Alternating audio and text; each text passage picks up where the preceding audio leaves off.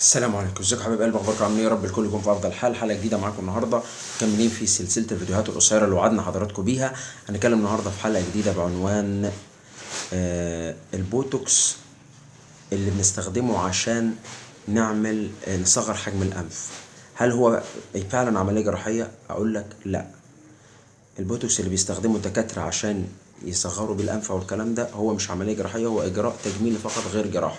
طب بيستخدموا ليه؟ الهدف ان هم عايزين يحسنوا شكل الانف. هو الحقيقه ان هو ما بيحصلش تصغير الانف، هو بس ايه، بيحاولوا ان هم يحسنوه شويه، يقللوا من التجاعيد، يعني بيحاولوا يعملوا عمليه تناسق.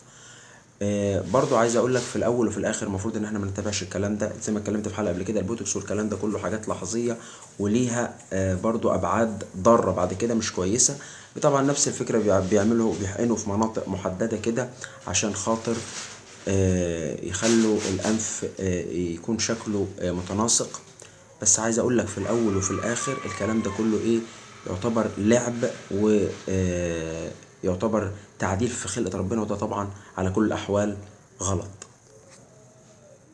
طب ايه ميزة ان الاجراء التجميلي ما يبقاش جراحي؟ ان هو ما بيتطلبش فترة نقاهة بعديها عشان يرجع تاني، وبيتم بطرق احسن.